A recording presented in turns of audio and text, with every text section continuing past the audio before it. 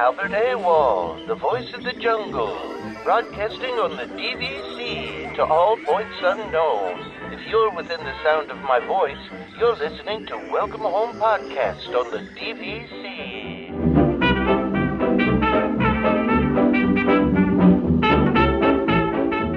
Hello and welcome home. Thank you for joining us on episode 247 of Welcome Home, a Disney Parks and Vacation Club podcast. I'm Tom, I'm here with Trevor. Happy New Year, first of all, to everybody, right? So Happy New Year. we were just chatting and catching up. I know we've been gone for a couple weeks, so I'm, hopefully some people out there missed us a little bit, I guess. I don't know.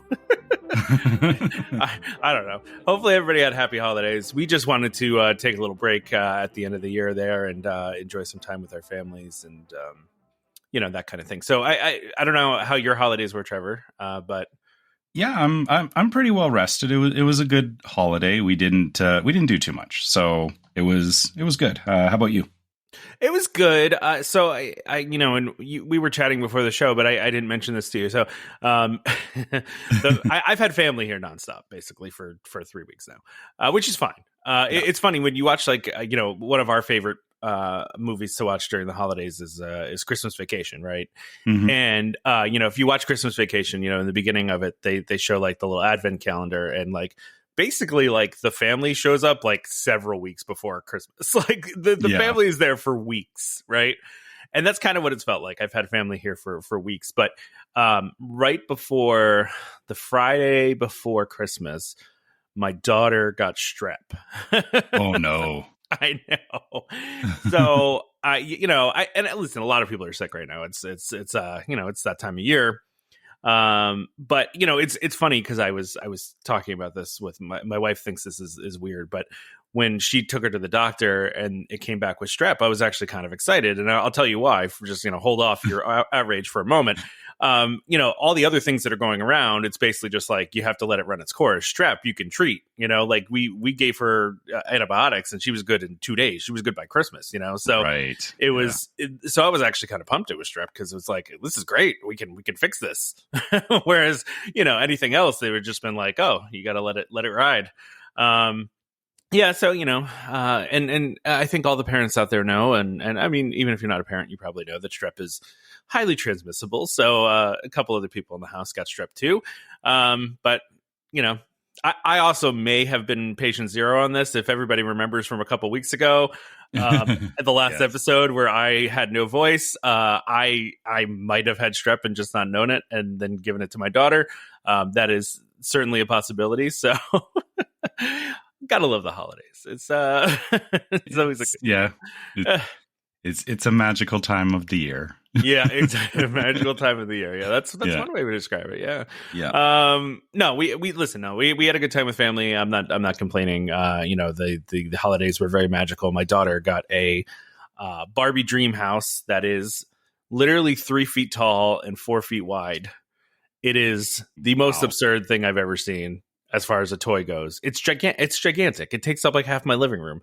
And I, of course, I was putting that together the other night, so that was fun. I like putting toys together, so I shouldn't have complained. But this thing is gigantic. I mean, it's taller than my daughter. It's literally taller than my daughter.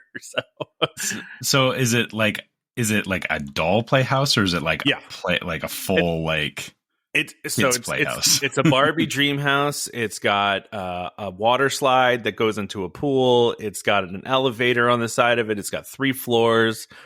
It's got a closet where she can hang the Barbie's clothes in. It's got several beds. It's got a couch that turns into a bunk bed. It's got a full working kitchen, with the stove makes sounds. The toilet flushes for some reason. It's just wow. It's I mean, listen, it's quite the Barbie dream house, I have to say.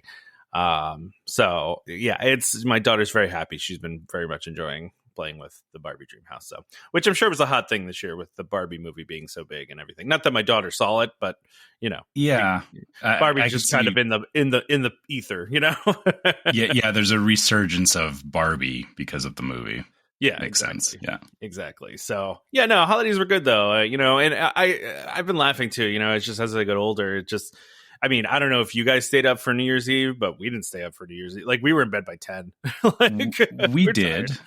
We did because we actually are. So Well, you have a teenage son though too. That's yeah. different, right? So yeah, our son's a teenager, and we actually we had our own little New Year's party with the three of us, which was it was nice because he's kind of at an age where in the past he has stayed up for New Year's, but it was like us pushing him to stay up. But now now he's at an age where like there's been a couple of nights while we've been off here where he's up at like 1:30 in the morning, and I'm like, okay, you have to go to bed because I don't need to be woken up at 3:00 in the morning when you're actually coming to bed. Well, so, it's funny you say that. Like the reason why I was in bed by 10 o'clock is my daughter wakes up at 6:30 in the morning, regardless of anything happening, right? Like we could keep her up to midnight and she's going to wake up at 6:30 in the morning, right? And so once she gets to that age, I could see myself becoming a night owl again, where I can actually, I will stay up late for things. But now it's like, it's just so hard to stay up late and then be woken up at 6:30 in the morning. I am not a morning person either. So like if I get not enough sleep, it's going to take me a good 15 minutes to get going. And my daughter is just like, hey, let's go right now. Like literally this morning, I woke up at 6:30, of course, and I got downstairs and she had just gotten some new Barbies that I hadn't opened yet. And the second I got downstairs, she's like, Daddy, open the Barbies. And I'm like, I just woke up, man. Like, can you give me like a little bit of time? There's so much packaging on this. It's a pain in the butt to get these things out. I will say, enjoy it for as much as. Yeah, I know. Yeah, it does change quickly before you realize it. And it's funny. I was the same as you. Our son would get up at a certain time, and before we had him, I was a night owl.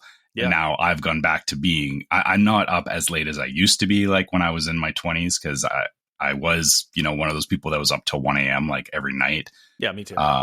But yeah, I've kind of gone back to that where it's like, I'm not so worried about when I go to bed. I'm more concerned about when my kid goes to bed, because on the flip side now is that like when he goes back to school, I have to be the one making sure he's getting up for school because, teenagers sleep until noon if you don't disturb them, right? Listen, that was me. That was me written all over it. I mean, I used to go to bed at 3:00 in the morning and sleep till 3 in the afternoon. Like, that was what I used to do. It's just a whole different thing now. I mean, like you said, once my daughter gets to be teenage years, I'll probably stay up again. But right now it's like, it's just not, I need sleep. I need to get some sleep every once in a while. So it's totally fair. Yeah. So anyway, there was actually a fair amount of Disney stuff that happened over the last 2 weeks here.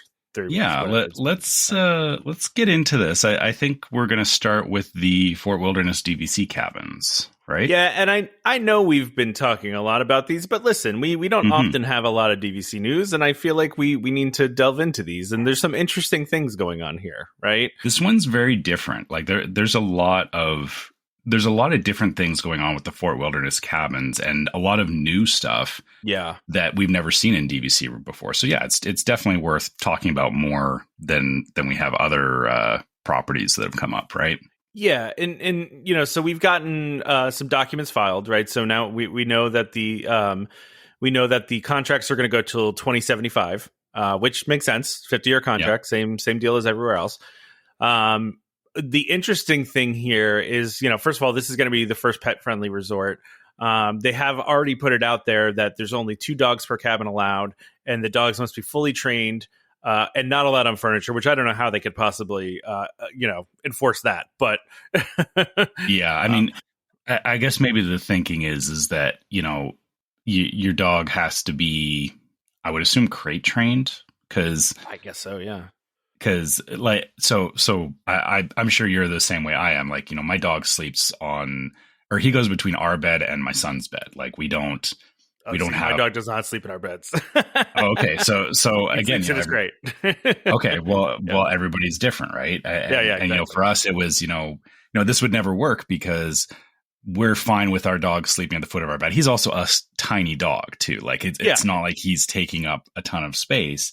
And a lot of people do, let dogs sleep on their beds and stuff. And I can understand why Disney would not want to deal with that because, you don't know who's, or they want to be clear about the dog stays off the furniture because, if somebody's dog messes up the furniture, and then the next person comes in, and it just becomes a cascading thing where It does. the furniture is going to get destroyed way faster than normal. But that's not to say that, people don't wreck the furniture either. Like, I mean, people do a good job of that themselves without the dogs too. Yeah. I thought it was interesting. A couple things on here that they're saying you cannot leave the dog unattended for more than 7 hours. Again, how are they going to enforce that? But also the dogs, guests with dogs must contact housekeeping to schedule a room cleaning time when the animals won't be there. And there's going to be dog door hangers on the doors to mark the cabins that do have dogs. And also Which they have fair. this line. Yeah, which is fair. Yeah, I mean, especially for like housekeeping and stuff like that. And they also mentioned here too, dogs cannot disrupt the quiet enjoyment of other guests. If management company in its discretion determines that a dog's behavior is objectionable to other guests or creates a disturbance, they must immediately remove the dog from the resort property and arrange for the dog to be housed outside. Now, we kind of read that before because that's like the existing dog policy at dog-friendly places. So they're just really adopting the overall policy there. There's also going to be a $30 per night for owners. And this is interesting too. $50 per night for lessees, guests, invitees, licensees, and exchangers. I don't know what that exactly means. that means anybody that so if Is you're that a the renter? owner, Are we talking renters? Yeah, that's exactly it. If you're the owner of the contract, they charge you 30, but if you're anybody else that's not the owner of the contract, they're going to charge you 50. How are they going to police that though too? Like Because I guess you'll see when the you, guest when you name do a doesn't match booking, up. Yeah. I mean, but because you know whose contracts belong to who. Like That's true. we know that it's the same way that they know 11-month versus 7-month. Yeah, right? Exactly. That's true. Yeah. The other interesting thing here, and this is from DVC News, and this is a little bit of speculation, right? So this is not like official, right? Yeah. But they're doing the math on this over at DVC News, and they found, based on the filings, that the amount of points that are going to represent a single cabin is expected to be 7,661. And so this will make the cabins cheaper than pretty much every existing one bedroom at Disney World, including value rooms at Disney's Animal Kingdom.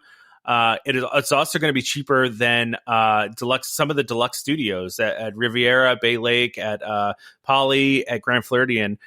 These rooms are going to end up being cheaper, which is interesting because we kind of talked about this. A lot of people were kind of out on this because of how small these rooms are and the setup of them. But if it's cheaper than a studio, this is going to become at certain places, it's going to become a pretty attractive option for a lot of people. Yeah, I mean that's going to kind of put it in the same place, I think, as an Old Key West or Saratoga. That if you're not so concerned about your accommodations, or not to say you're not concerned about your accommodations, but you're wanting to get the most bang for your buck out of your points. I mean, I'm sure a lot of people will concede what they're wanting in a room. Because again, we talked about, like the bunk beds in the room and stuff, people may look and go, yeah, okay, I can deal with that. If it means that they can, squeeze more days out of their contract. Absolutely. So, yeah, absolutely. I think this is the fact, and I'm not actually surprised by this. I kind of had a feeling they were going to price them this week. And listen, we don't really know what the per night's going to be, right? We just know what the total points per unit's going to be, but that kind of informs on what it's going to look like, right? And so DVC News even mentions that the cabins per unit total of 76.61 is comparable to the deluxe studios at Grand Floridian, which are 76.27. So they're very similar there. So it's going to be probably around those rates per night. They also mention here too that the DVC could create multiple room categories, which I do believe they're going to do. I think we said that, Trevor, that we think they're going to do like a preferred, kind of like they do at Saratoga, where there's the preferred and then there's the standard, because there are some of these cabins that are going to be closer to the water and closer to amenities and closer to transportation. So you could see them having a premium category for these cabins. Those ones would probably be exorbitant in cost, or that you think I so? think that will. Yeah. I mean, I kind of look at it. At the Poly, they kind of do something similar with the lake view versus the standard view. Is that the lake view is definitely like it's the same thing, but you're really just paying for the view, and a lot of people that's hard to justify. And yeah, I can see this being the same thing, is that would be the breaking point where people would be like, I'm not going to pay for a preferred view here, even though it's the same cabin in the same location and all that, or not the same location, but a little bit closer. But I can see that, that won't be, it's a weird breaking point, right? Like it's, that it's weird how people's minds will kind of, look at these things and go, but, they're close enough. But as soon as you pass a certain point threshold, I think people will be like, there's no way that the preferred room is worth it. Right. Well, yeah. See, I kind of look at it that they're going to do it more because I don't think it's going to give you a specific view, right? Like I feel like views are more of a premium than, so I feel like it's more location based. And so I'm looking at it more like similar to Saratoga, where they have the premium and standard and it's really just location. It's not like view or anything. And it's really only a couple point difference. But at the same time, it's like a very, I don't want to say it's an ambiguous benefit. It's just like it's a kind of, like you said, it's like, do you need to have the view of the lake? Maybe. Is it nicer to be closer to the amenities? Sure. Is it worth 3 extra points per night? I don't know. Maybe. Like, it just depends. It depends on you said. There's like a threshold there, right? And I don't know what that threshold is, but I think it's different for every person, right? So, and I also think it's different in every situation. To your point, Trevor, right? Like, there's a pretty big difference between a standard view room at Animal Kingdom and a Savannah view room. And I've said this many times in the show, and I'll always say this: if you're going to stay at Animal Kingdom, you got to have the Savannah view room. So for me, that's a premium I'm always willing to pay, right? Like, yeah, it's again, every property. You're right; it does have a different threshold and a different reasons why or why not on the premium. Yeah. And I guess the thing about this one is that, like you said, I feel like the entire attraction of higher priced rooms will be you're closer to the boat launch for Magic Kingdom. Yeah. And I think that'll be like really like you're talking, walking down the road versus, walking out of your room onto the boat dock. Like exactly. Yeah. I feel like it won't be enough, but again, that's just my personal view. Is I don't see where the premium on this is enticing. But it just depends on how much of a premium they really put on it, and if they do it at all. We don't even know if they're really going to do it. They may or may not. I'm going to go out on a limb and say, like, I'm 90% sure they're going to do it because they have those couple of rooms that are they're so much closer than everything else that they've allocated. Like, yeah. 100%. Yeah, I totally agree with that. I agree with that. So, all right. So we don't necessarily have to talk about the Fort Wilderness stuff anymore because we have something else going on here. So, go ahead. So, but before, do you want to talk about the trust thing before we do? Yeah, I think we should talk about the trust next because that does actually. I saw that they are going to be rolling the Fort Wilderness into the trust. So. Possibly, right? This is still all kind of speculation. Yeah, it's rumored, but so what it is DVC they're trying a new product, which is a timeshare trust, and I've been trying to understand this, but the problem is I don't have a good point of reference on this because I don't look at a lot of other timeshares. So the way I think I understand, I think I got it. So go. Yeah. Okay. So the way I understand it is that the trust, instead of having like right now we have our individual resorts that we buy into. The idea is that when you buy into the trust, I feel like it's kind of future proofing the DVC buy-in for people in that they'll get access to whatever is in the trust. So instead of just Fort Wilderness, it'll be like Fort Wilderness and whatever new ones come up, but that doesn't mean that they're going to roll in the old ones at any point. So I feel like it might be a bit of a gamble that, if you buy into a trust, it's like or in this particular case, because the only thing we know so far is, Fort Wilderness is the new upcoming place. It's like, well, what else is it going to be worthwhile to buy into this trust, right? Like, I guess that's what I've gotten out of it is that it's like they're kind of offering this as like, hey, this could be a good thing, but we really don't know what it's going to do, right? Like that. No, yeah, that's what I'm struggling announced details yet. Yeah, they haven't announced details yet, and I mean, based on what DVC News is speculating on here, is that they think it'll still stay kind of in the same framework as far as like you'll still be able to book resorts outside the trust, right? But they're looking at this as like a way to potentially finally sell off some of those resorts that are harder to sell. And, you know, the prime example of that is Alani. We've joked on the show many times that Alani will never sell out. If they put Alani under the trust, I mean, that's a way for them to make it easier to sell Alani, right? Because they can say, hey, you buy into the trust, maybe for a small premium, right? And you now have a home resort of Alani, you have a home resort of Fort Wilderness, you have Riviera, because Riviera is, you know, selling kind of slow too because of the resale restrictions. You know, they can do that, right? Like where they could have a variety of resorts. Now, I think it would be interesting, Trevor, if they almost did it where they almost like they have it now with the and I don't know if they're going to do this. So this is all pure speculation. So please just take everything we're saying.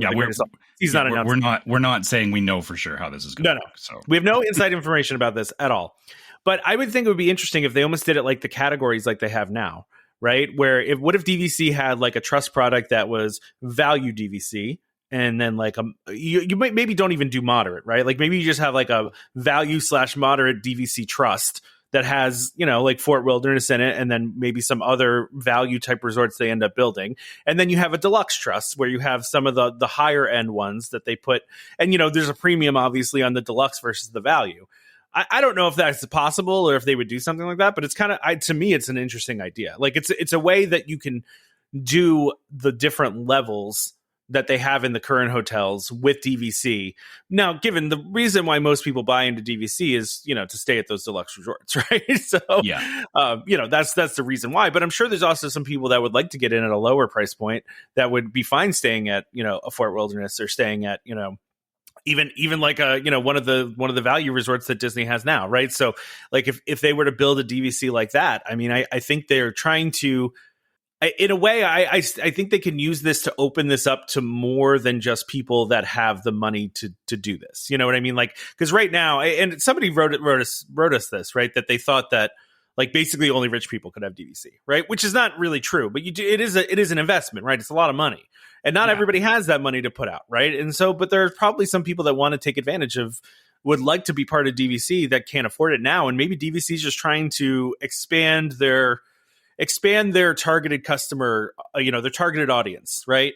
And I don't know if they're going to make it more affordable with this trust. The trust's probably going to have a premium on it. I'm just saying you could make it so that, you know, you have a lower end resort piece that, you know, where maybe you could buy in at a little bit of a lower price. But I don't know. Again, this is all speculation. We have no idea what's going to happen. This is literally just from some filings that they put out there. So. Yeah. And, you know, the more that I think about, like you were saying, you know, the thing is that we have the existing resorts, we have Fort Wilderness, we have Alani and all that. And I can see where, you know, I'm leaning towards, you know, Fort Wilderness is probably going to be the pilot for this. Yeah, I agree. But then I can't remember if I saw this confirmed or not, but it sounds like Fort Wilderness is going to have the same resale restrictions as Riviera. It seems like that's just a going forward thing that, you know, you're not going to have, you know, any more, you know, being able to resell the way that the current DVC. It's actually in our first. It's in the first section there. So okay, all right. They included it in the filings that they did. Yeah, so there is a lot of information. I can't remember what I read that was rumored. No. So it is in the filing that they will still have the same resale restrictions. If you buy a contract there off of the resale market, you will only be able to use those points at the cabins.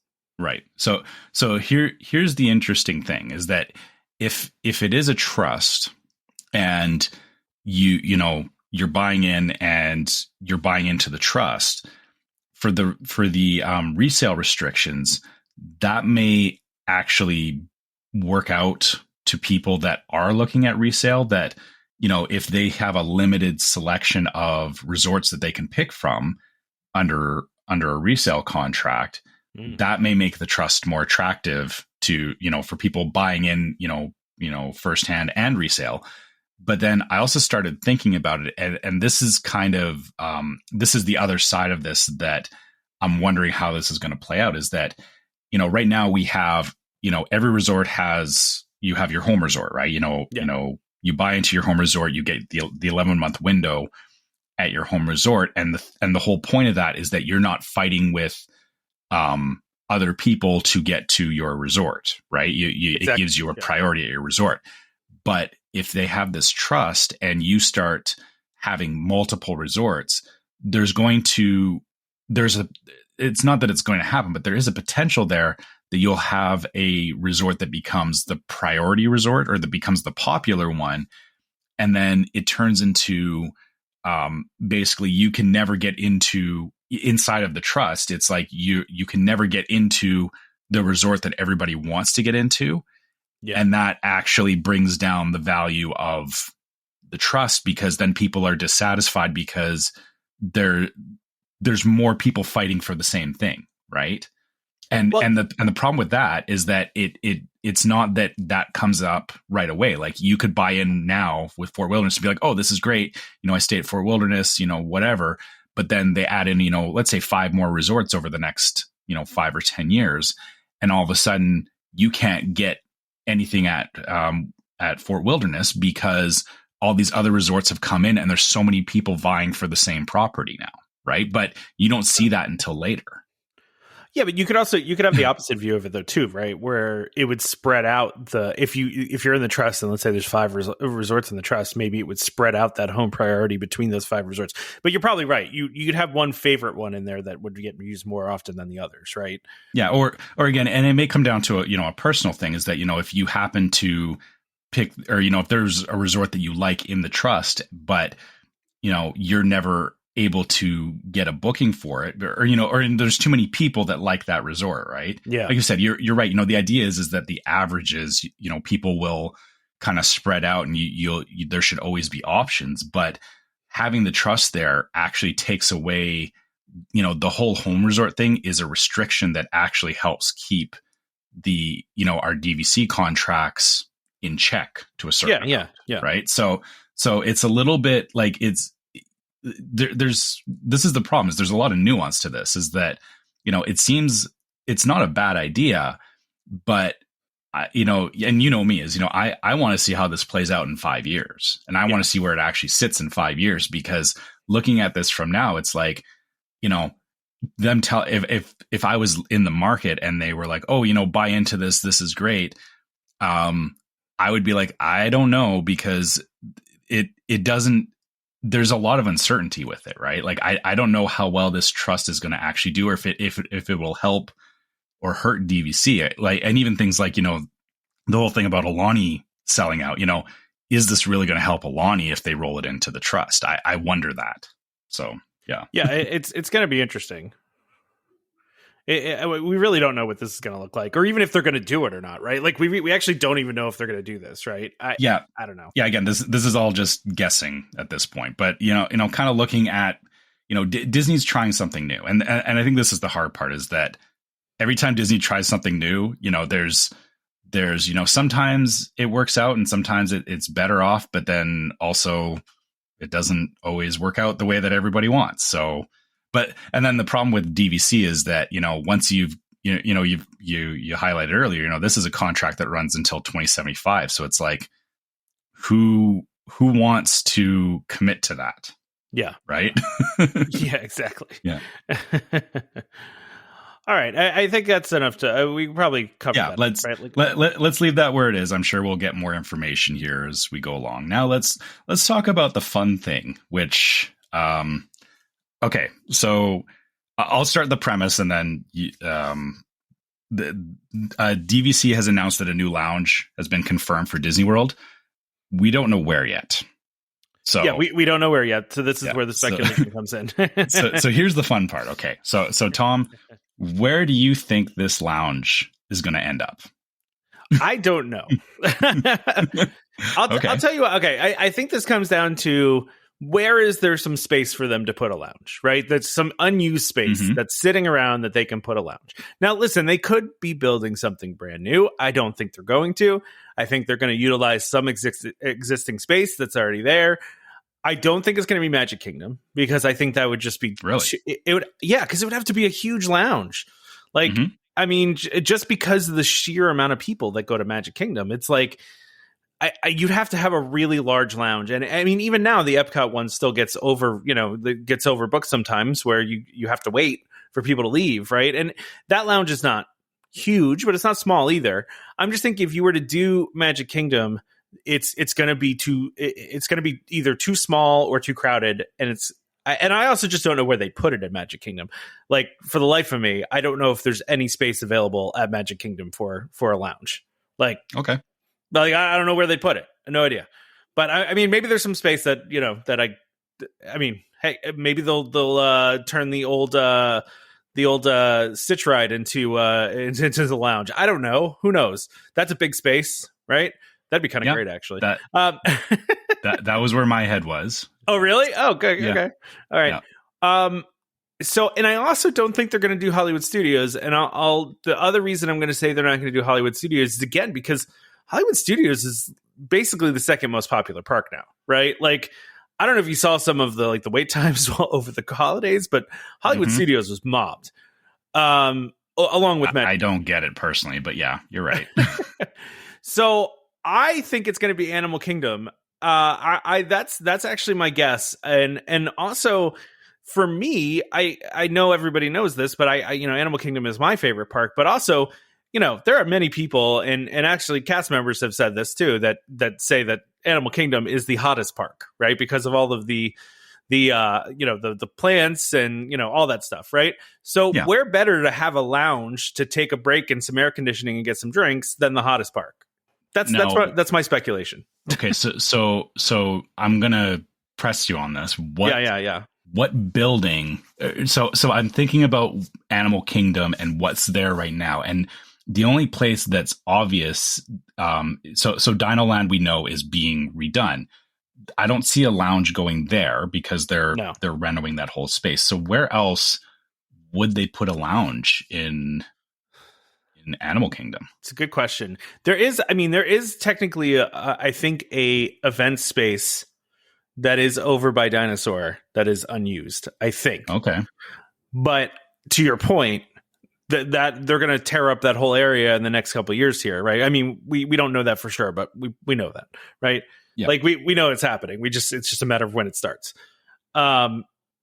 So yeah, I mean, I think we have to kind of see what's going to happen. It's a good point. I don't know where they would put it. But Disney also has like all these spaces that we're just like not aware of, right? Like there's all these spaces that just exist that just, that's true.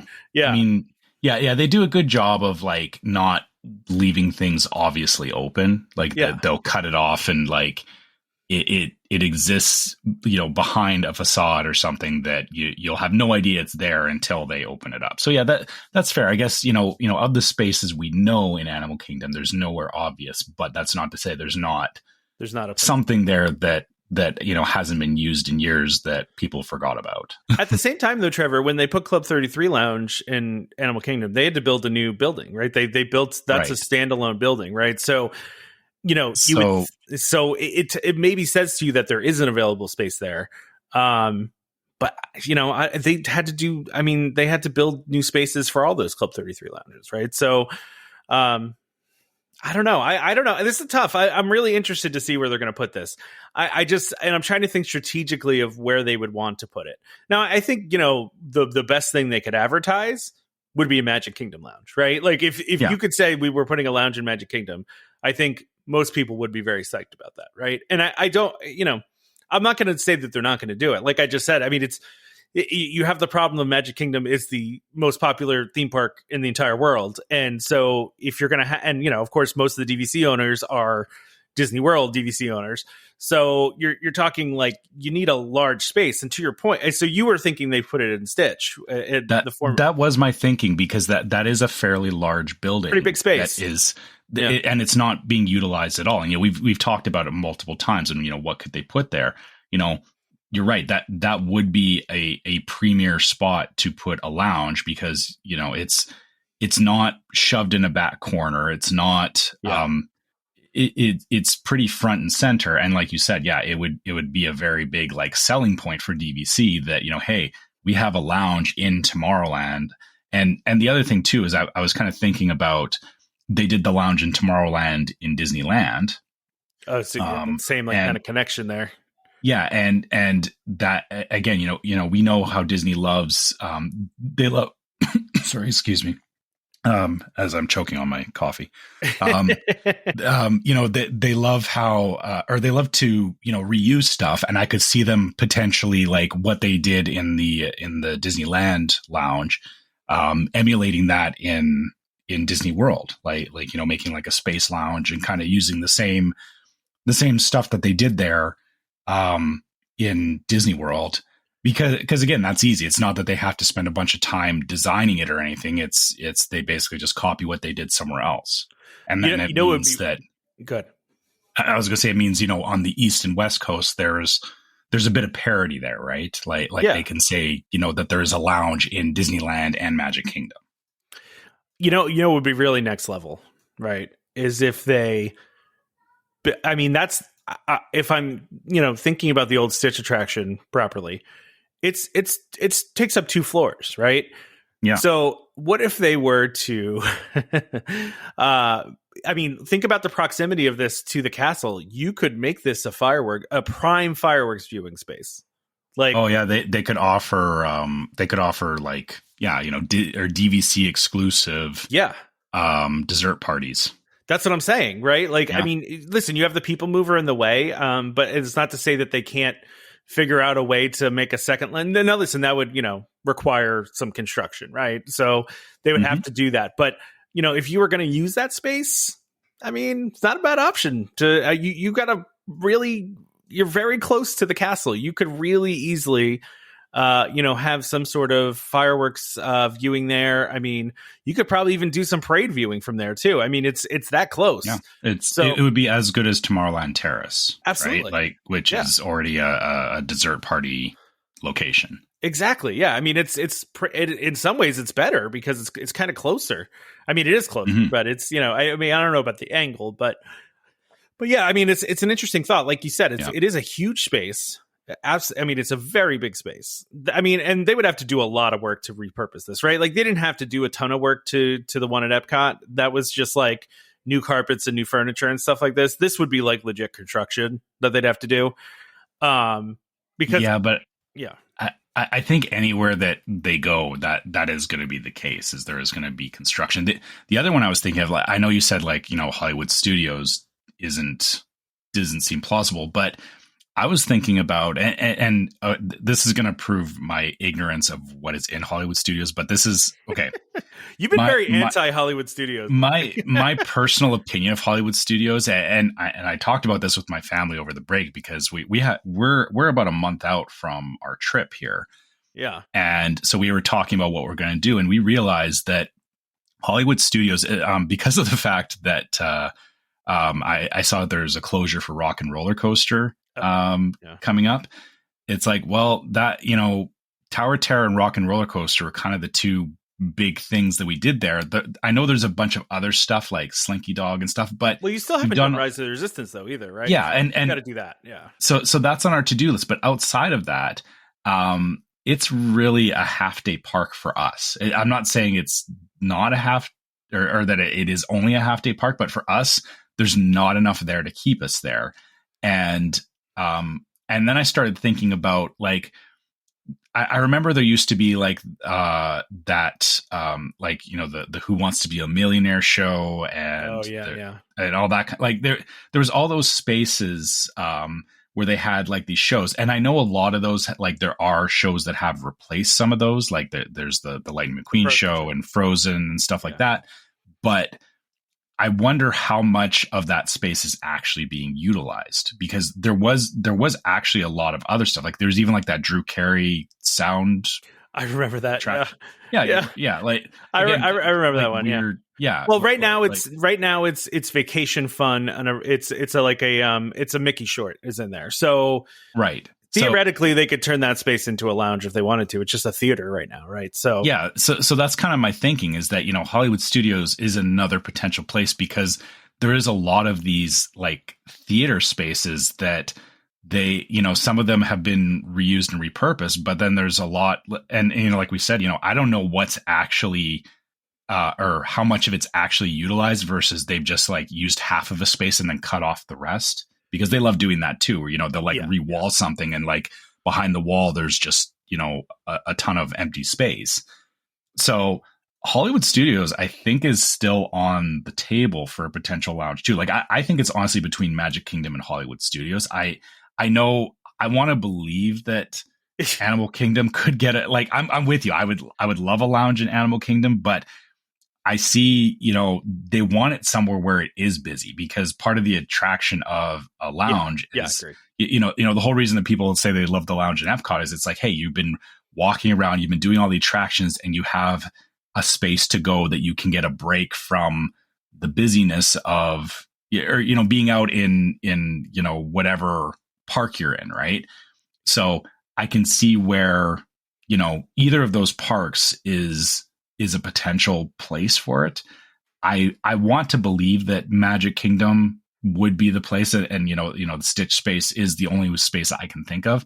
But I could see them also turn around going, yeah, you know, here we got this great lounge in Hollywood Studios, and I would be like, yeah, okay, I'm never going to use it. So.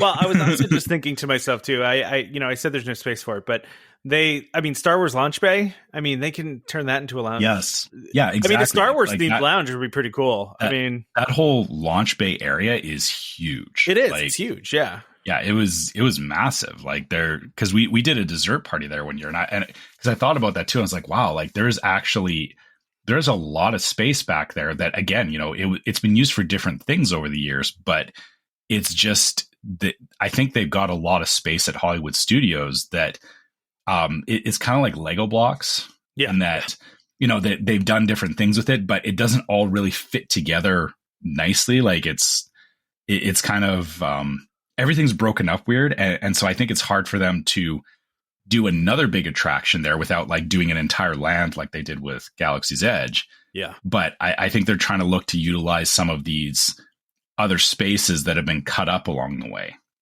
Yeah, no, I could see that. So you haven't done Mickey and Minnie's yet either, right? No, that's on our to-do list too. Like, we're going to do Mickey's and Minnie's and Rise, and, you know, we're going to try and get on Tower of Terror. And then outside of that, like, I asked my kid, like, do you even want to do Star Tours? He's like, I've done it enough. Like, I know. Oh man, really? I love Star Tours. Well, yeah, but the thing is and I could see this in his eyes when he said that, is that in the back of his head, he was like, you know, I don't need to do that, because if we do a half day at Hollywood Studios, then we can go over to Epcot and he can probably get on to Guardians of the Galaxy. So yeah, I get it. Yeah. You know, when given the choice between Star Tours and Guardians, like, not even Midway Mania though. Like, I love Midway Mania. Again, yeah, you know, been there, done it. Yeah, and the thing is, we did Midway Mania a ton in Disneyland, because it was like when we were first taking our son, like we were on Pixar Pier, at the time Paradise Pier, a lot, and so we got our fill of those rides. So that's part of the problem with Hollywood Studios too, is that, you know, we've done a lot of the stuff there, and I mean, Midway Mania is a nice ride, but it doesn't have the like some rides I feel are more repeatable than others, and Midway Mania is kind of like. Like, once I've done it enough, it's like I don't feel a need to go back and do it again. But they really should add new games to Midway Mania. I don't know why they haven't done that. I mean, there's so many opportunities for them to do that, especially with another Toy Story coming out. Like, there's so many new characters they could put in. I mean, they could really redo that pretty easily. I'm surprised they haven't. And that's been exactly the thing, is that we did it so many times. It was like, okay, we knew all the mini games, and it was like, there's no other than, you know, trying for a high score, you know. We don't want to sit there and keep doing it. And also, like, you know, the ride hurts your hand after a while if you're like really into it.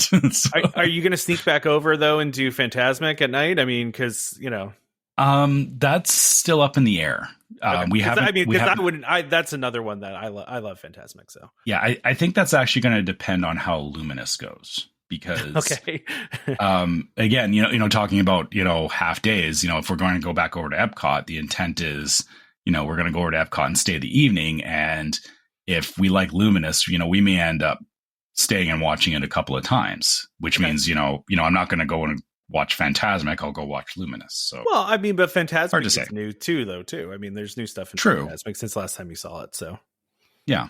So Yeah, I mean, anyway. like I said, it's still kind of up in the air right now. We haven't solidified that far yet.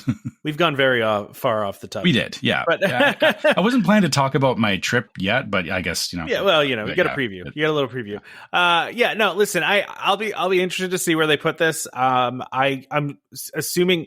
See, I think 24 is going to kind of be the year of announcements. I know people have been waiting for they announced last year that they're going to put a lot of money into the parks, right? And they're going to do that. I mean, they put this in filings with the SEC and stuff. Like they're going to spend this money in the parks. Part of it, honestly, I think they're waiting for all of the Florida mess to work itself out, the lawsuits and such that they have with the state of Florida. I think that is a big part of it. They're kind of waiting for all that to work itself out. And then, maybe they'll announce some more things. I do think, beginning of this year, I mean, first half of this year or mid-year, I think we are going to get a lot of, I think we're going to get a vision for the next, 10 years at Disney World, right? Like, I think they're going to give us that because that's what the investors and stockholders have been looking for is focus on the parks. The competition's is heating up even more, and they want them to invest in the parks, right? So, which is a good thing. I mean, we want that. We just don't know a lot about it yet, right? And so I think people just need to be patient. We're gonna get announcements. It's just gonna be, it's gonna take some time. So, yeah, I mean, and this is this is a good segue into the next part, which there is 24 things that have been announced for Disney in 2024. Yeah. So none of these are going to be like huge, or they're not things that we haven't already talked about. I feel to a certain degree, like some of these are new, but it's nothing like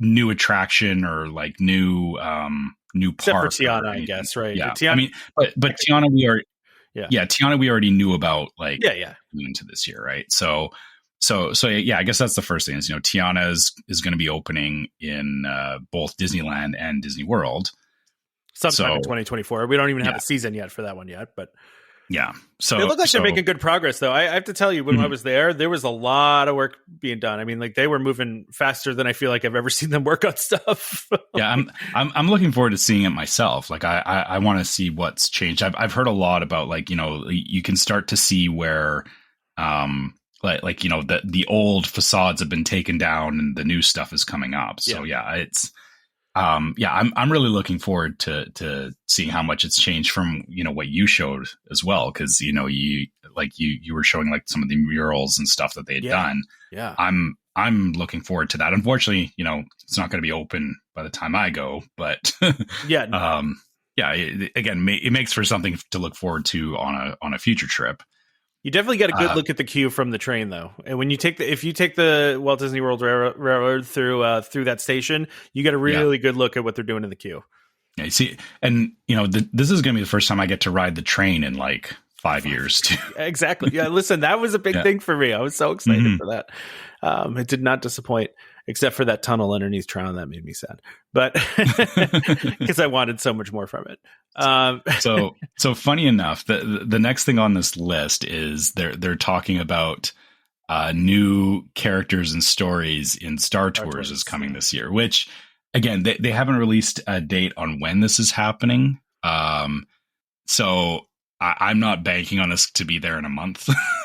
I mean, but it's probably also not that hard for them to do, right? Like it's the same Toy Story Mania thing. That's like, they've been plugging in new scenes into Star Tours now, like pretty much every year for the past, ever since they started doing the random journeys. So like I know it's a little bit different because there's a game involved. And so there's, more stuff there, but I don't know, just like it shouldn't be that difficult for them to plug this stuff in, Yeah. Yeah. It feels like, they if they can do this for Star Tours, it's a fair point. Is why have they not had a look at Midway Mania? Yeah. Maybe they will. I don't know. Maybe that's one of the things they're going to change up this year. I don't know. Who knows? Also to note on here, so I feel like the Star Tours stuff, because they also say from April 5th to June 2nd, Season of the Force will arrive in Disneyland Park with Hyperspace Mountain and special merchandise. I feel like the Star Tours stuff is probably going to tie in with that. Yeah, that makes sense. Yeah. That they'll do like, hey, it's coming up on May the 4th. Here's new Star Tours stuff as well as Hyperspace Mountain, which Hyperspace Mountain's awesome for anybody that has been on it. Like, it's I've seen one videos. of the, it looks very cool. Yeah. it's one of the few times where I feel an overlay is just purely superior to the actual ride. Yeah. That's funny. Like I could leave it at Hyperspace Mountain all the time. But nice. Yeah. Whereas, I also get why people like classic. Yeah. Haunted Mansion, you can take it or leave it, right? So Haunted Mansion needs to not be 6 months of the year in Disneyland where it's Nightmare Before Christmas. Yeah, that's true. Okay, so then we've got Pixar Fest is returning to Disneyland. Mm-hmm. There's going to be an all new daytime parade called Better Together, a Pixar Palace celebration. So it looks like there's going to be a lot of Pixar characters. We've just got, really, it looks like there's some Turning Red characters here, which, listen, if you haven't seen Turning Red, I really enjoyed Turning Red. I had a good time with that movie. I thought it was really cool. And I think it's great that they're actually including characters from that in the parks. Also, too, I saw that they're re-releasing all the movies that happened during the pandemic.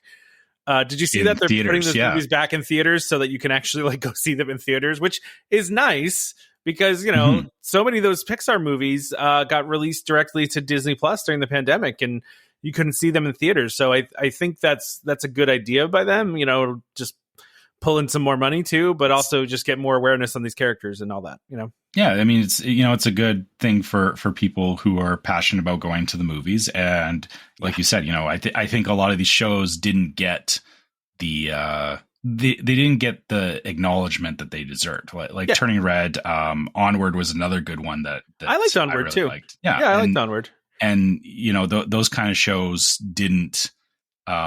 They just didn't get the same fanfare that bigger shows get. And it's not that I'm expecting that, this is going to be like the next Moana or Frozen or whatever. No. Even Encanto, nice remember Encanto came out like at the beginning of the things were shutting down, and it picked up a lot on Disney Plus, but Encanto was really not. It was kind of a bomb in the theaters, but it was really just because the theaters were shutting down, right? That had nothing to do with popularity, because Encanto blew up once it was on Disney Plus, that soundtrack was number one for a year. So anyway, sorry. Go ahead. So again, these other shows are getting their fair crack at it. It's funny that they put the Pixar themed hotel on this list as a thing to look forward to in 2024, because I thought this was already done. Yeah. Well, it's opening January 30th, so it's an early year thing. Yeah. Right. And also Fantasmic returning to Disneyland. Now, here's my question for you, Trevor, as someone who has seen the original Fantasmic and knows that they're not bringing back the Maleficent figure, and they're going to do something different. Is that disappointing to you? Is that not Fantasmic anymore? Or if they replace it with something good, is it going to be good? I'll be honest. For me, that particular Fantasmic, the Maleficent part of the show was not the most impressive part of the show for me. Okay, that's good. All right. Because, and it's not to say that it was bad. It was a great effect, and I'm curious to see what they do with the new or with the redo of it. Without causing fires and stuff, but they said in here fires and stuff. That's one way to put it, Trevor. Maleficent has a real problem with causing fires. This is not the only time Maleficent has caused a fire, because the same thing happened in Magic Kingdom, right? No, that's you're not wrong. You're Maleficent is known for causing fires. Yeah. So they've sorted that out. I'm being very nice about it. Yeah. But the thing that they actually say in here is the return of the iconic Peter Pan scene. Now, for me, the whole Peter Pan scene, that is the most impressive part of Fantasmic in Disneyland, because it is literally a fight on a moving pirate ship. Okay. Which is just you don't get that in Florida. Sorry, they have not done that in Florida. So the fact that is there, that even if the Maleficent effect is not as great as it was previously, fine, whatever. The fact that this is coming back for me is enough for Fantasmic. That makes it worthwhile. All right. Yeah. We also have Communicore Plaza is finally going to open in Communicore Hall at Epcot, which, this is following the we've talked about this before, right? So, and this was supposed to open with the rest of Walcott, but it obviously got delayed a little bit. But they're saying it'll be completed in 2024. We don't know exactly when as of yet, but the new spaces, which, first of all, if they look anything like the concept art, are going to be extremely cool looking. Not as cool as the original concept art, because remember the original concept art had like that 3-level like crazy the big festival area with it was so cool. It's not as cool. It's not as cool, but it is still very cool looking. It looks very Epcot. It's got that geodesic sphere look to it, and this is going to house the spot to meet Mickey and friends, as well as there's going to be the festival space there for new exhibits and entertainment and that kind of thing. So it's going to be a really cool section, I think, of Epcot, and then that'll represent the end of all of the construction at Epcot for the time being, until new construction starts, until the rest of it starts, until they finally do other stuff there. So okay, so just help me out here for a second, because I'm having a hard time visualizing exactly where this is. Is this where the old Club Cool was? Or is this that side of the it's that okay, so it's that side of like, or where that side of like Innoventions was it's not Innoventions, it's actually the other, or across the street, whatever that walkway through was. It's on the other side of it.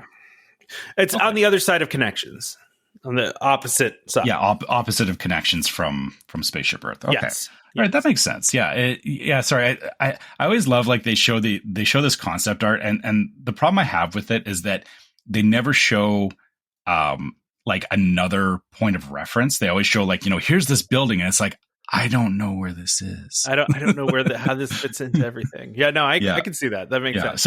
So I'm just trying to visualize it, and the fact that, like you said, the fact that it is the geodesic sphere, like it looks like Spaceship Earth, I think that will just, it just further ties, Epcot together, right? Or that whole neighborhood. So I think it'll be nice. It's funny that you say that though too, right? Because it's like, I know where Journey of Water is, but at the same time, I'm like, in my mind, can't figure out how it fits in that spot. Right. So because there was a building there. Like I need to go see it in person and be like, oh, okay, I see how it fits in that spot now. You know what I mean? Like, the funny thing is that when you and I were there, like we walked past that to get to Ratatouille that one morning. We did, And the funny thing is that side has been like, that's been a walkway for so long, but that used to be the building. And like you said, it's funny how we like forget that it's there, but we still kind of try to place it there when we're visualizing the space. Exactly. So one of the things I thought was interesting, and so right before the this was actually it was like very close to the beginning of the pandemic. They shut down the Little Mermaid show at Hollywood Studios, which I don't know if you ever saw that show. It was a pretty good show. I think I only ever saw it once, and it was when we were trying to do all 4 parks in one day, and there was no wait for it, and we were like, all right, let's hit this thing up, and it was pretty good, but it's been shut down, and it's just the building's just been sitting there empty, right, with no performers or anything. And so now Disney announcing in 2024 there's going to be an all new theatrical production of The Little Mermaid in that stage, and they're going to have new set pieces, new effects, new designs, it's a whole new show. So, which is great. I hate seeing stuff close and then it just sits there empty, and I do think that, Hollywood Studios has, like the Beauty and the Beast show, it has this show, as Indiana Jones, it has, the Frozen show. Like, Hollywood Studios is a park that has a lot of, it's the show shows. Park. It is the show park. Yeah, it's the show park. So I feel like you need to have this back, right? Yeah. And I mean, this goes back to what we were talking about earlier, where, there's a lot of spaces in Hollywood Studios that feels like they've, walled them off or cut them off. And you kind of wonder like how much of it's actually used. But yeah, this is, it's nice that they didn't just drop this. Like, it's obvious that they had intent for it, and we're going to see the result of it. The thing for me is that, we don't sit down and watch a lot of those shows because for our particular party, like, me and my son like to be on the attractions. even my wife doesn't like, I think none of us like to just stop and watch a show. Yeah. Like, which is funny. Like we should be there to, just take in entertainment and stuff like that. But I think for all of us, it's like, we all kind of agree that it's like, I don't want to like wait for this show and like spend an hour there when I could be doing something else. And it's not to say that the show's bad. It's just, it's not what we want to do. Not enough action for you guys. You want to be doing stuff. It's not even that. We have stayed, like we watched the Indiana Jones show and stuff like that. And it's just that it takes up time. And yeah. Like time's kind of at a premium when we're there. And I think it's, it kind of goes back to, when we were first going to Disney, it was like, we felt like we had to like pack every single minute. And so it's hard for us to rationalize that a show is part of that, because it feels like, well, I don't want to spend, or that's like a time commitment. Right. Yeah. So I'm not saying that, this would be bad. It's just, it's great that, it's great that it's coming back. I'm just not going to go see it. Probably. I shouldn't say I won't. It's just not, it's not high on the to-do list. No, that makes sense. Yeah. That makes sense. Yeah. So a couple things, if you're listening to us day one, so if you're listening to this when we release the show tomorrow, if you're hearing me right now, tomorrow, a whole bunch of things are changing, right?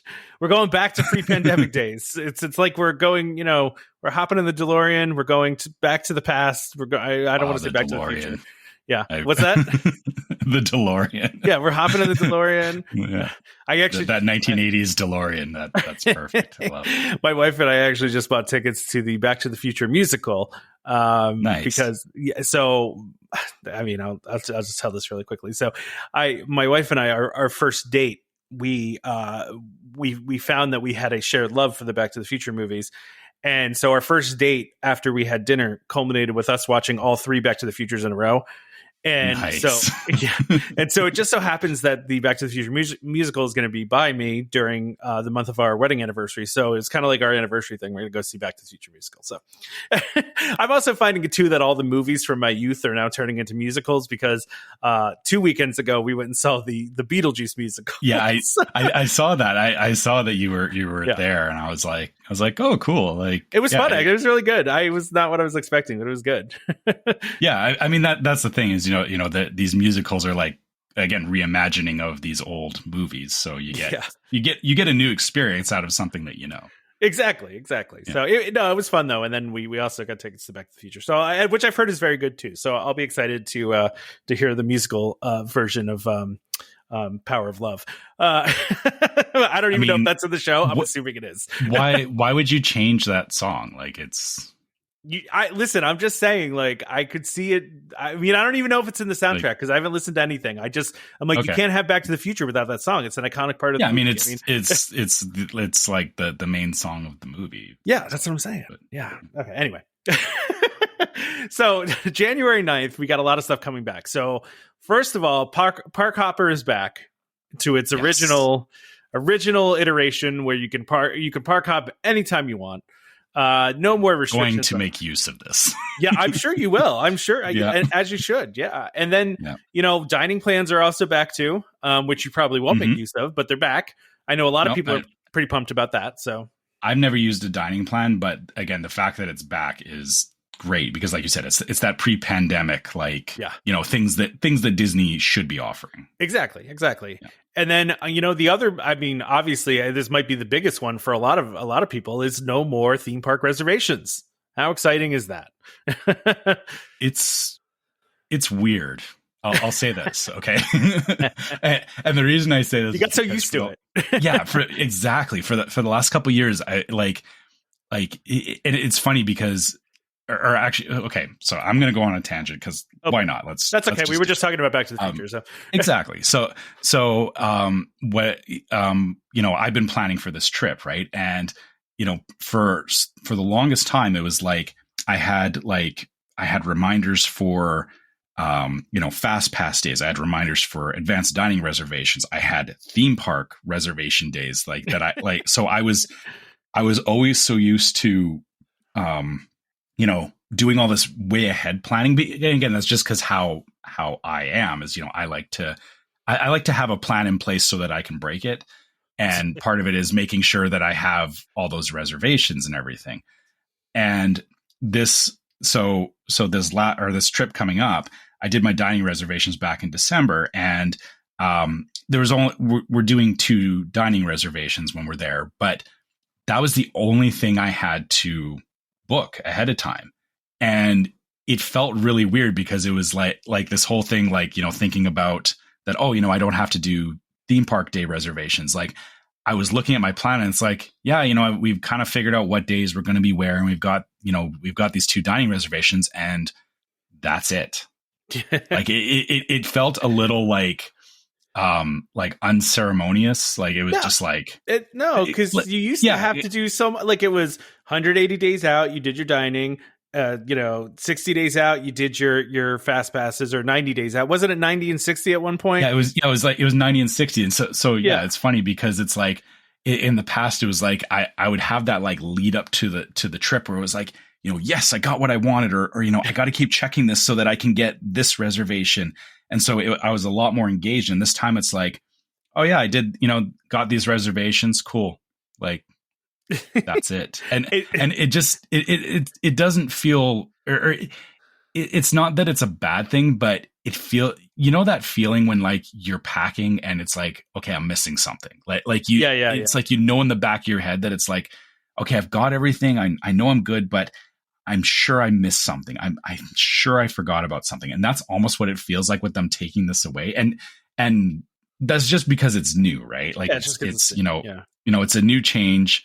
But it just feels a little odd at the moment because it's like, I don't have to think about which park I'm going to, and I can actually change.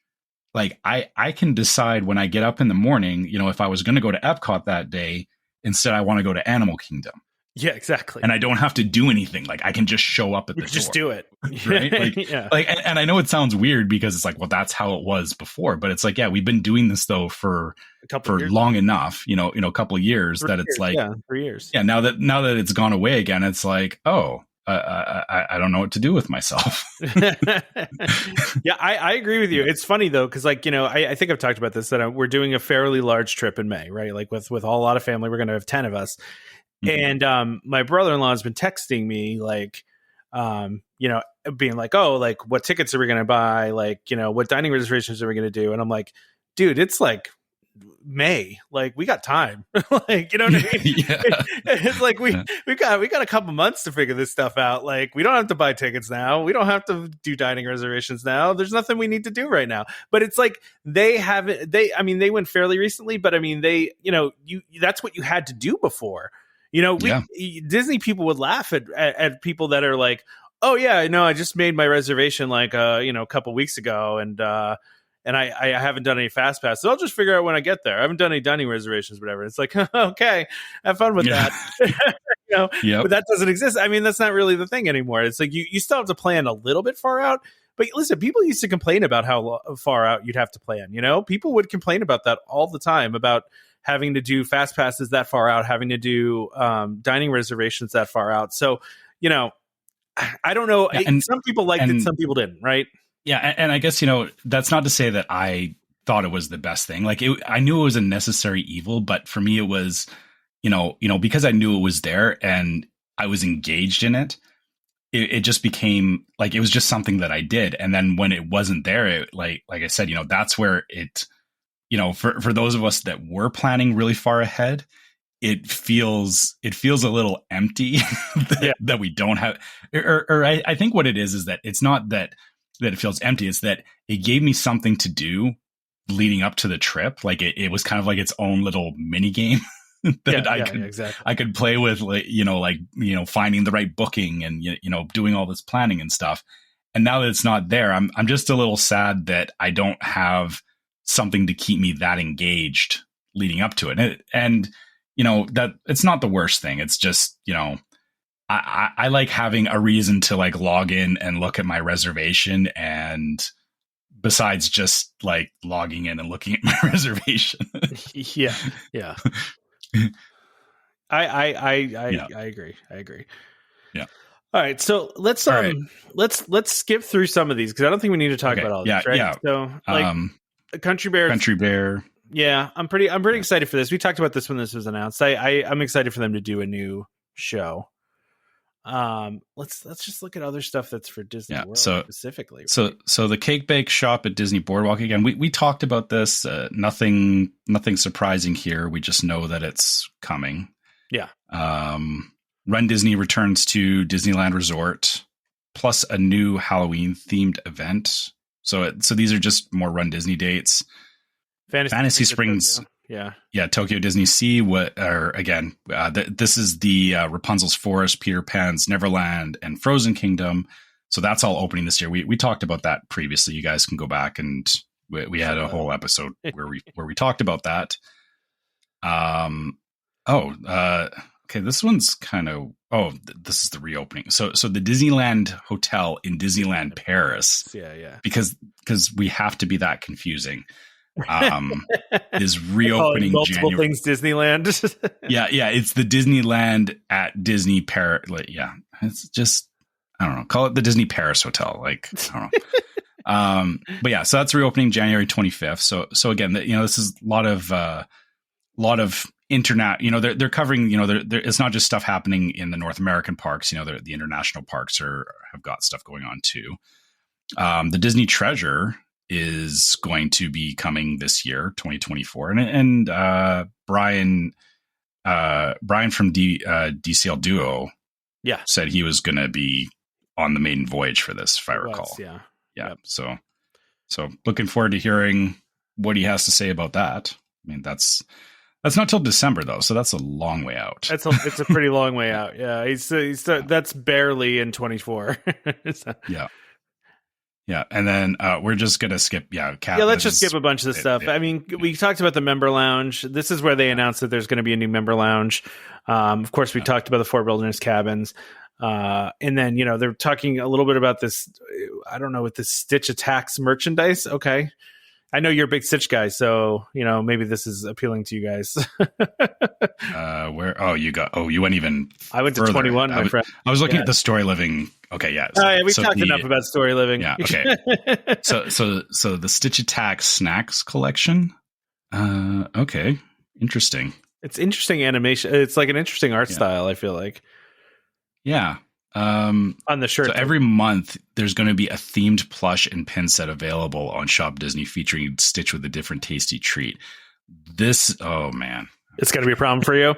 This is no. I mean, problem for your wallet. I should say. I'll have to keep an eye on this because this isn't going to be a collect them all kind of thing. But if there's one that shows up that like ticks all the boxes for my family, I'm going to probably be hunting for a Stitch plushie at some point. And because there's going to be 12 of these. So, I'll have to keep an eye on this. You're going to have to keep an eye on that one. Yeah. Yeah. What about this open world Star Wars game? Is that something you're going to get into? I know you're like Outlaws?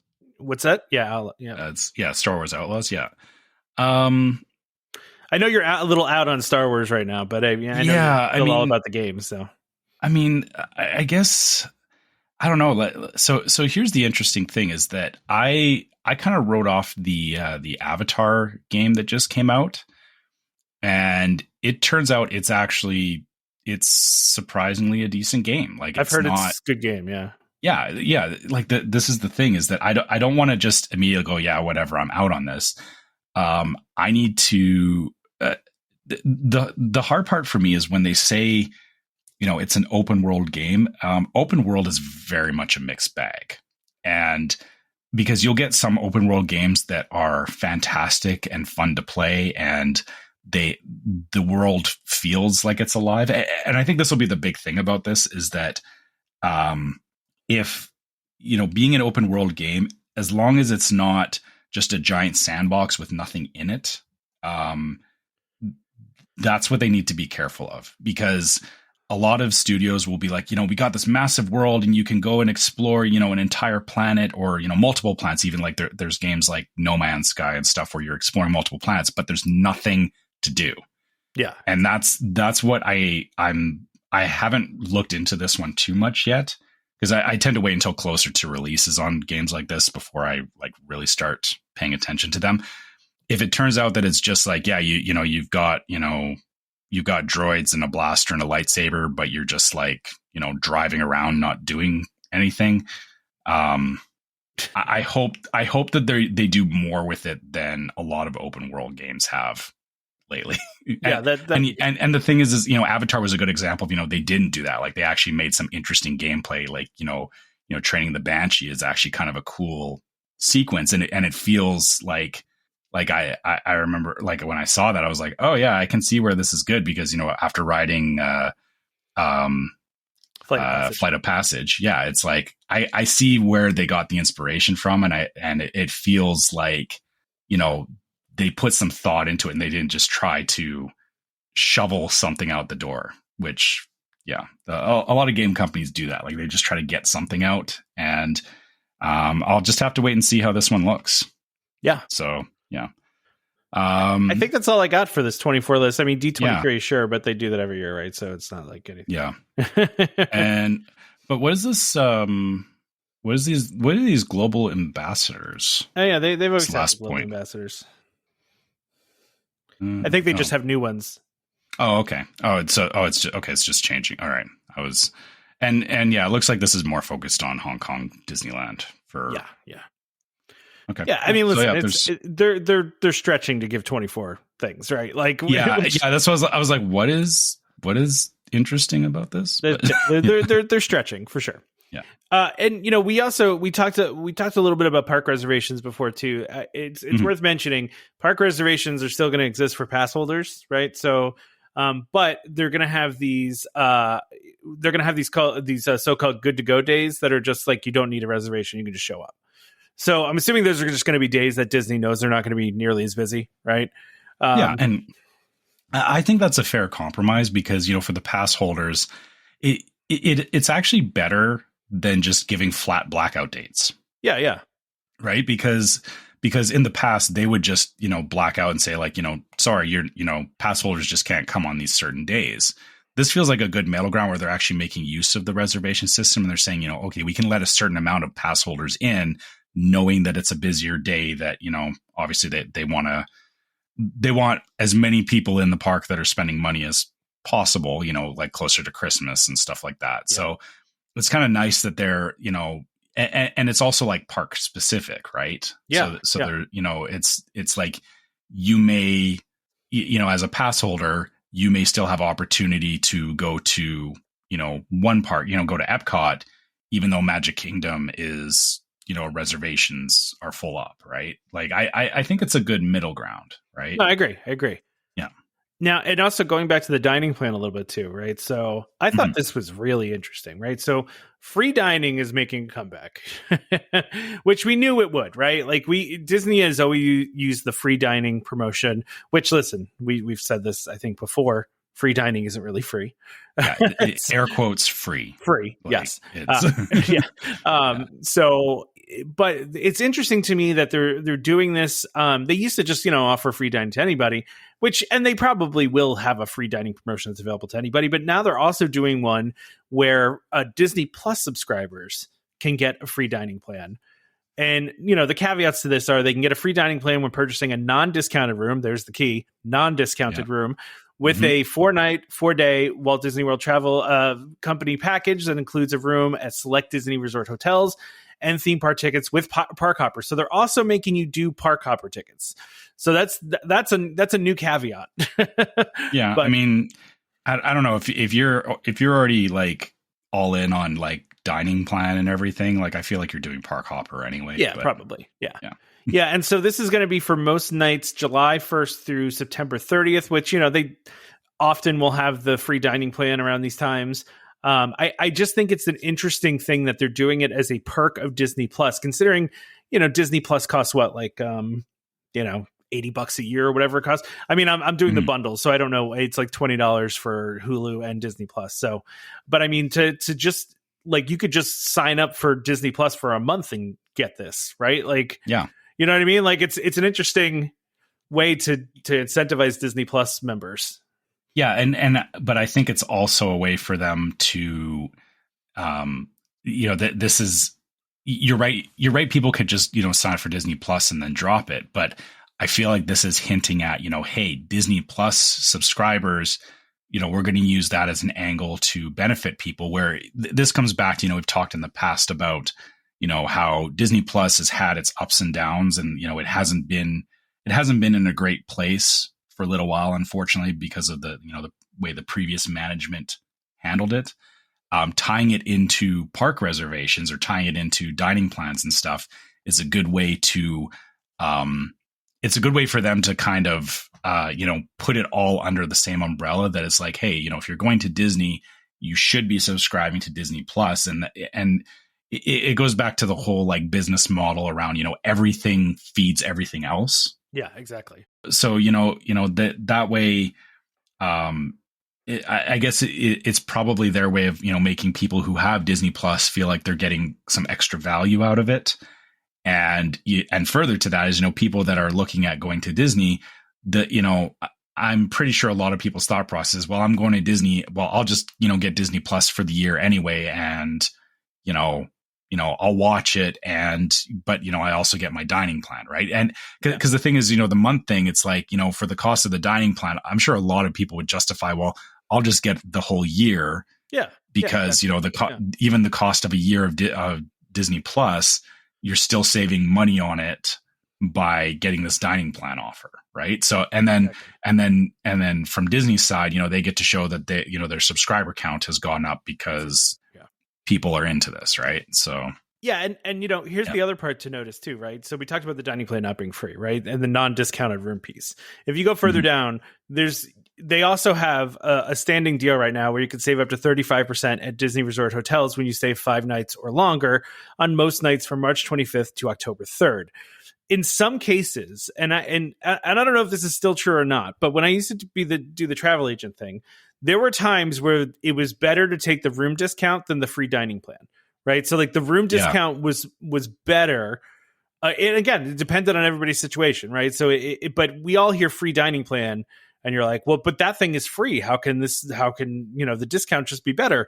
And it's like, well, just sometimes it works out that way. You can save more on the room and you can still purchase the dining plan and still end up saving money, and that might not be true anymore with the newer prices for the rooms or for the dining plan, but that was the way it worked out, back when I used to do this. So the funny thing is, when you look at how much room rates have gone up, a 35% discount on a room, I feel like that's still a pretty substantial chunk of money. Like I think you're right that, if you're looking to take advantage of free dining plan or room discounts, like you really need to do the math to see which one actually plays out better. But there is also the factor too of, a lot of people will just go for the dining plan because there is that convenience factor too, right? Yeah. The whole, a lot of people says, they didn't want to think about, am I getting food here? Or how much does this cost? It's just, my food is paid for and done. Right. So it's, it really depends on situation. And 35% on a room. I feel like, on value resorts, it probably is trending closer to, one might be better than the other. I feel like if you're going on a moderate or a deluxe resort, the room rate is probably going to save you money more than I agree. Than the dining plan, because those rooms get a lot more expensive. They do. Yeah, of course. Yeah. And I mean, the 35% on rooms is on a lot of the deluxe resorts, right? So, the discount amount varies based on how long you stay, when you're doing it. Yeah. So look into these. There's a lot of discounts out there right now. So, that's definitely check that out. I just thought this was interesting, a free dining plan with Disney Plus subscribers. So, all right, we need to talk about this animatronic now before we finish. I'm glad Damon's not here, because Damon was somehow not impressed by this, and I don't understand. Okay. Damon confuses me sometimes, because it's like, how can you not be impressed by this?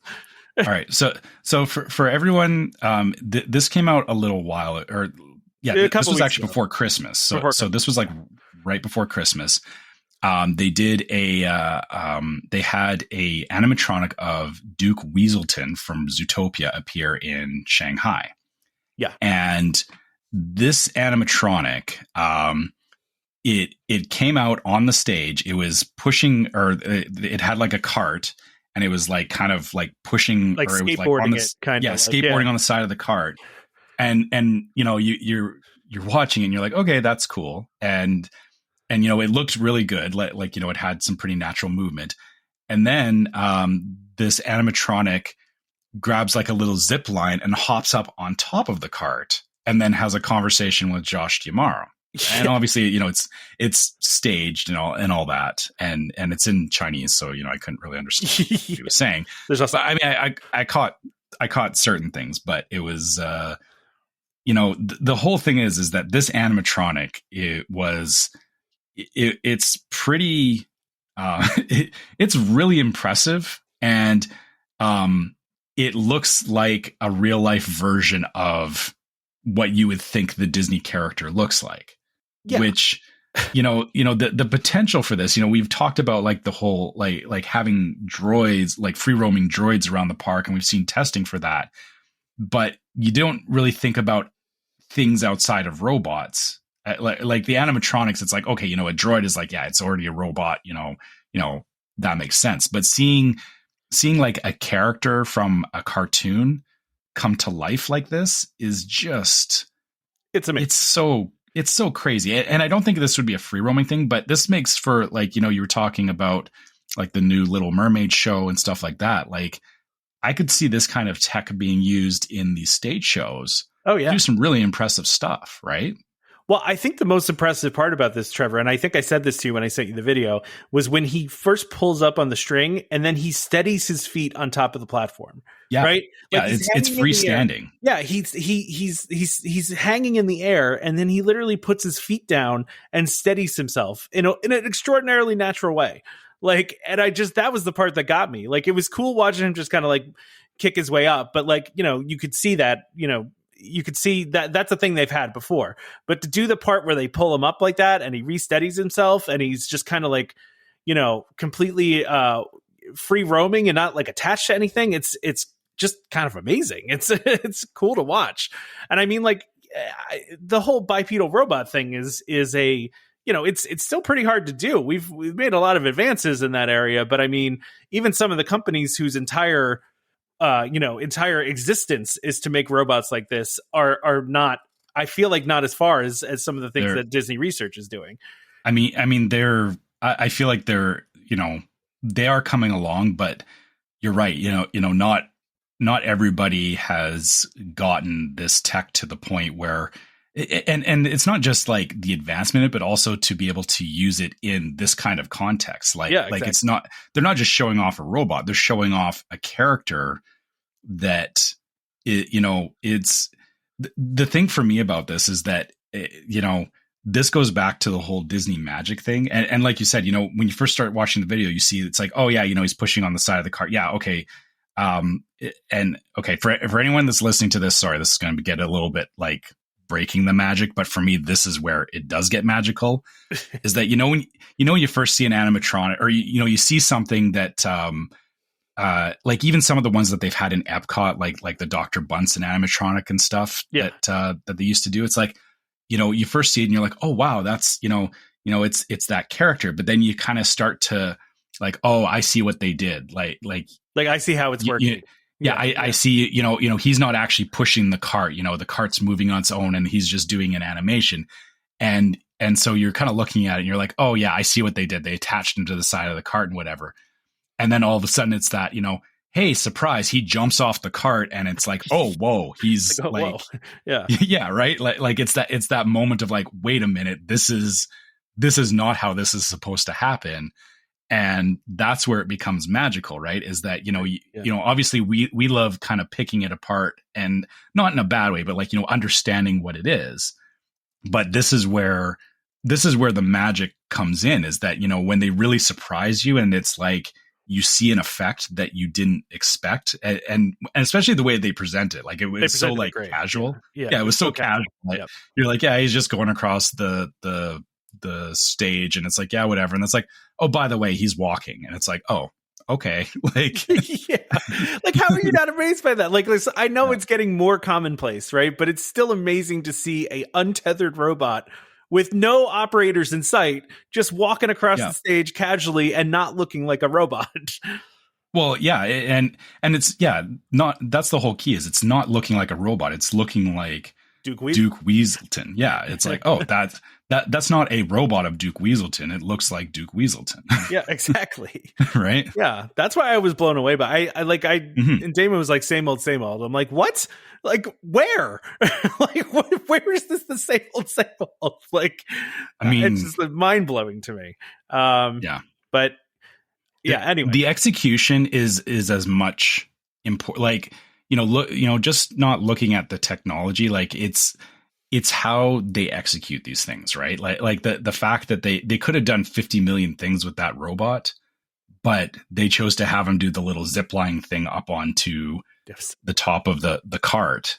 Like that's such a cool way to implement that, right? Yeah. Yeah. Go find the video on the internet if you haven't seen it, by the way. I can't really like link out to it, but just go find it. It's out there. Just search for Duke Weaselton animatronic. It's out there. So I actually think I posted it in the group too. So I think you did when it first came out. So yeah. Yeah, and so we're at an hour and a half. I have the foodie guide for farts, Festival of the Arts. I mean, but yeah. Are you going to be there for Festival of the Arts? You're just missing it, right? Or no? No, we're going to be there for Festival of the Arts. Okay, Trevor, I need this popcorn bucket. Okay, have you seen the Figment popcorn bucket, right? Yes, I have. I must have the one that okay. So noted. I'll see what I can do. Are you not in the same boat of must have this? Well, so it's funny. I saw it and I was like, oh, that's really cool. Like I like it. I showed my wife, and her big thing, she was like, I can't really see Figment because he's inside of the Imagination Pavilion. I get that. But I'm like, I don't know. I think that's really cool. And it took me a minute. I was like, where? So this is the funny thing, is that I was looking at this popcorn bucket, and because it's like clear plastic. Yeah. I was like, where do you put the popcorn? Yeah, it was a little confusing. Yeah, it was. Yeah. But then I realized that, it's actually like inside, like it's all going to pile up inside of the pyramid. That makes it even better to me, actually. And that they're selling it with multicolored popcorn too, with rainbow popcorn. Yeah, with the rainbow. Oh, yeah.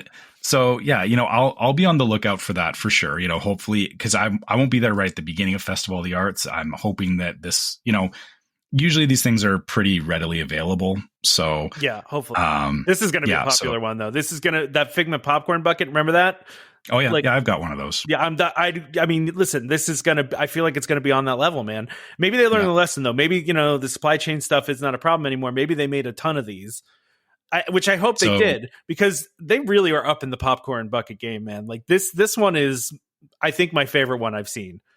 So I do know the last time we went, the popcorn buckets were available through mobile order. Oh yeah. And I think, I don't know if they were exclusively through mobile order, but I know we were able to get popcorn buckets relatively easily because they limited them that way.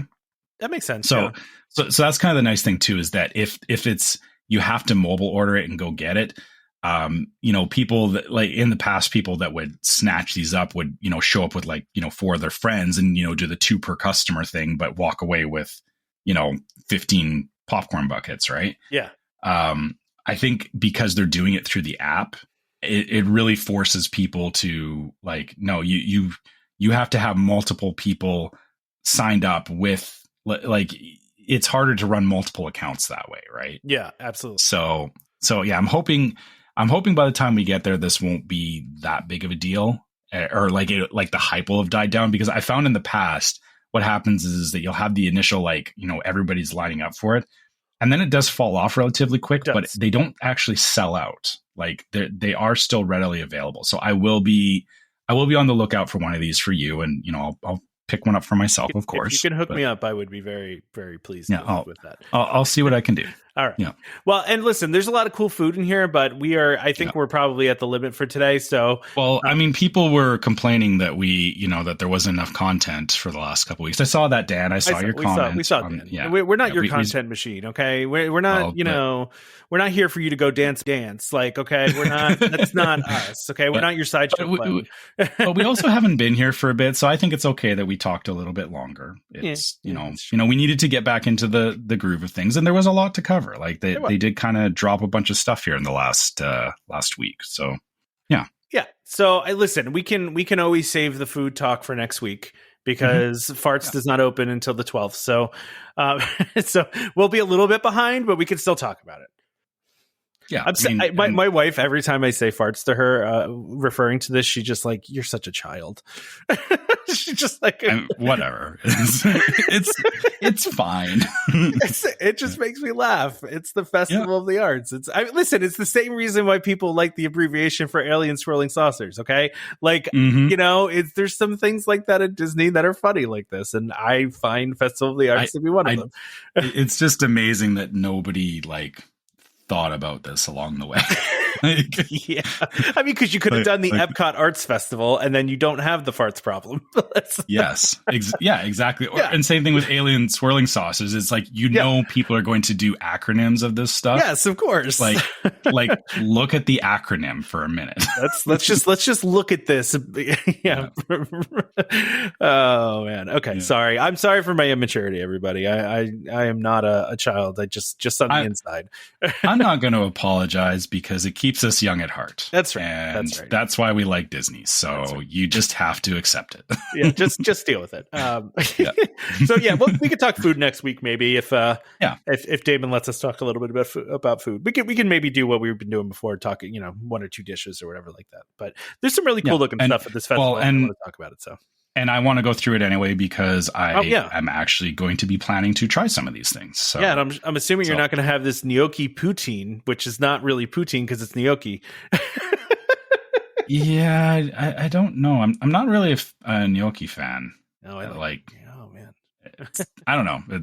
We'll talk about food when we get closer to your trip, and we can. Like I said, I guess this is the thing is going into January here. I'm going to be. As we get closer to the trip, we'll go into it more detail, and part of it will be talking about Festival of the Arts, and actually maybe this is the thing that I need to start planning for that I've been, because I've been missing on something to plan. You got to download the app. You got to download the Epcot Festival app. Yeah, you're right. Actually, I haven't done that yet. I still have the app because I've never deleted it. I don't delete apps like that. Why would I? So I do need to go through it, and I need to start checklisting stuff with my wife and my son so that we can, make sure we eat what we want to eat while we're there. So that'll be my planning thing, I guess, here for the next month. Yeah. By the way, if you guys don't know what we're talking about, there is an app called WDW Food and Wine. I don't know if it's available on iPhones. I'm assuming it is, but it is one of my favorite fan created apps out there because it tells you every single dish that's at each festival, the cost of each dish. It allows you to make a list. You can make a map. It's an excellent app. Absolutely excellent. Yeah, it's fantastic because there's so many things that you can sometimes forget what's there, and it's a great way to plan ahead and at least get a checklist of things you want to do. So absolutely, and they don't sponsor the show. They just got a free plug from us. So highly recommend it because it's a free app and it does exactly what it needs to do. Exactly. Yeah. We actually too, and I'll give these guys a plug because they actually reached out to us, and I don't know if you saw this, Trevor, but there's an app called Theme Park Watch. And they actually added us to their app without us even asking. Interesting. Yeah. So I didn't know who they were. Yeah. It's actually it's a really good little app, and maybe we'll get them on one of these times and we could talk about it. But it's one of those apps where they, just have a lot of inside information about about Disney stuff and Universal stuff and all the theme parks. They're they put us under the resource section. So we apparently are a resource for theme parks, Trevor. I'm shocked by this. Wow. Okay. Yeah. We're all in trouble. we're a guide. We're under the guide section, and then under podcast. So go look for us there. We're there. Which is pretty, it's cool. It was nice of them to add us to the podcast, to their podcast list. I'm sure that they probably just went through, different Disney related podcasts. Trevor, listen, we're special. Okay. Okay. All right. I'm sorry. I didn't consider it that way. Clearly that is the actual answer. Listen, they do have a lot of Disney podcasts on there, but we are on closer to the top of the list. So that's nice too. Anyway, good. Let's wrap this thing up. Let's wrap it up. Okay, so outside of Theme Park Watch, you can always find us by email at welcomehomepodcast@gmail.com. So, if you guys have your own trip reports, if you got questions you want on the show, stuff like that, you can always find us on Gmail. We love hearing from you guys. And if you want to find us on social media, you can look for us on Facebook as Welcome Home Podcast. You can find us on YouTube as Welcome Home Podcast. And you can find us on Instagram as Welcome Home Pics.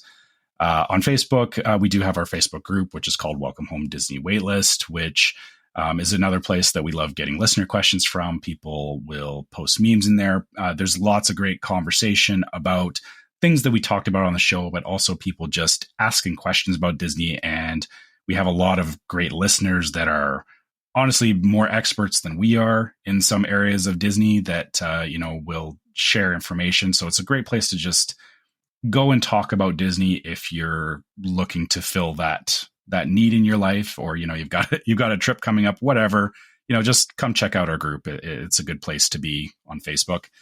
If you'd like to help support the show, you can go to store.welcomehomepodcast.com. You can check out our different merch that we got there. There is t-shirts and mugs and all kinds of great stuff. We do love, we do occasionally get people posting pics of, them wearing our shirts in the park, which is still crazy to me that people will do that. I don't feel like we're, I don't feel like we're a podcast. Sometimes I feel like we're just hanging out and talking, but it's great to see people, supporting the show like that. So, if you'd like to support the show, that is one way to do it. We also have a Patreon. It's patreon.com/welcomehomepod. It's another place that people will support the show. Patreon does have exclusive Patreon logo merchandise that you can get on there. And anybody who supports us through Patreon also gets access to the Discord server, which is yet another place that we talk with people. It's, a lot of great conversations go on there as well that, people share their own experiences, and it's a lot more intimate conversation, I think, than a lot of other platforms, because it's just, I don't know, it's just how Discord is. It's a lot. It's more like an old school forum. I shouldn't say it's a forum. Maybe I'm dating myself. Is. Yeah. But yeah, so if you're interested in that, please check us out on Patreon. Also, if you are listening on iTunes or Spotify or any of those services where you can rate or leave reviews, please leave us a 5-star review. It does help more people find the show. And on iTunes, if you do happen to leave us a review, you can do a written review. We do like reading those. We do read them out on the show, and we love hearing what people think about the show. So please leave us a review if you'd like to let us know, and maybe you'll get it read at the end of the show. I'm sure we don't have any over Christmas though, because everybody was doing family stuff. People were doing that whole holiday thing where I don't even know if people were listening over the holidays, right? Because I know I didn't listen to any of my normal podcasts over the holidays. But if you, I don't think we have any recent ones. Actually, so sorry, real quick, funny enough, I started listening to a podcast, so this is Disney related. There is a podcast called Wizards of Waverly Pod, okay, which is hosted by Jennifer Stone and David DeLuise. Jennifer played Harper on Wizards, and David was the dad. Can I remember the dad's name? I don't know. I never watched that, so I don't know. but so it's Wizards of Waverly Place, which had Selena Gomez and all that, and so that they've had Selena on the show and everything. But it's funny, like you're saying, over Christmas, like I wasn't listening to any of my normal stuff, but then I found this one, and I kind of went through their backlog a little bit, and I was like, oh hey, they've done like interviews with different Disney Channel cast people, and everyone talked about their experiences and stuff. So because I wasn't listening to my old stuff, I actually found something new and it's now become part of my regular stuff. So yeah. Check that out if you're wanting some Disney stuff to listen to. Okay, nice. Also, don't forget to subscribe to Welcome Home Podcast so you can be reminded every time we release an episode. You can find us on Apple Podcasts, Google Podcasts, Amazon Music, TuneIn, Stitcher, Spotify, YouTube Music, just about any place you can find podcasts, you can find us. Just a reminder to our listeners, Welcome Home Podcast is for entertainment only. We're not employed by the Walt Disney Company, and as such, all opinions we express on the show are our own. So please consult a Disney cast member or DVC cast member for more information about anything we talked about today. Join us next time for more Disney Parks discussion. Of course, more DVC talk. We hope to see you all real soon. This is Skipper Albert Awol, the voice of the jungle, signing off from Welcome Home Podcast on the DVC. Do a huddle when we hit a chair. How she can cuddle is no man's affair. I looked around from pole to pole, found her in a sugar bowl.